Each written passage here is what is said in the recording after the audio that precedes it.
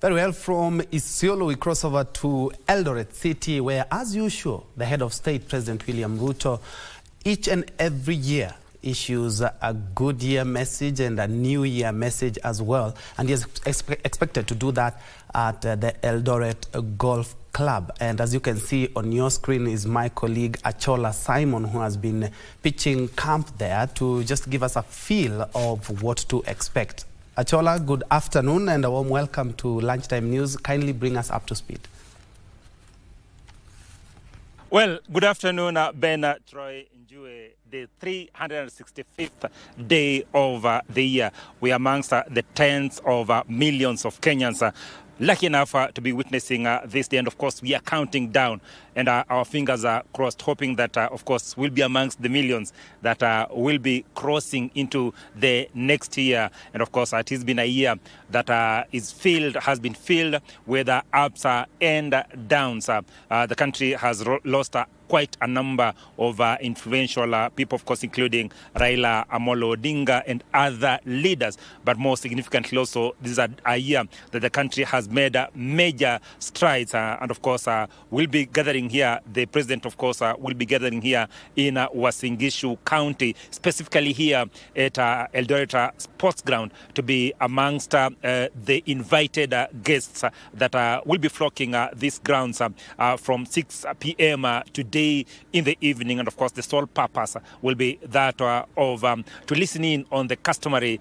ND address by the president, and of course members of or executive members of the government invited guests of course will be coming here. And as you can see behind me is that of course those that involved in terms of preparation are hard at work, just ensuring that everything is actually put in the right measures and order, so that then when it gets to about 6 p.m. this evening, of course, all guests will be seated and the president, of course, will be coming in to be part and parcel of the group that will be here, and they will continue with that conversation. There'll be some small celebrations in terms of just ensuring that indeed they are witnessing what will be happening here. And then, of course, at around midnight tonight, of course, the fireworks will be there. And, of course, the president will be amongst the invited guests or the senior or the hosts of the very event that will be happening here.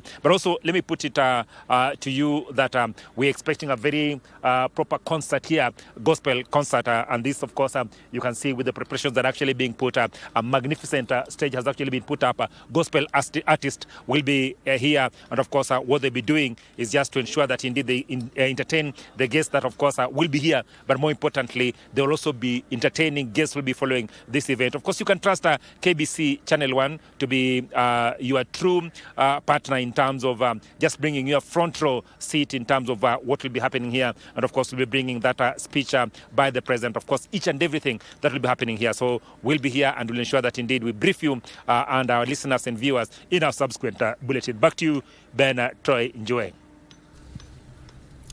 Many thanks, Achola Simon, live from LD Golf Club, where we do expect the head of state, and he is, of course, going to be giving the country his new year message.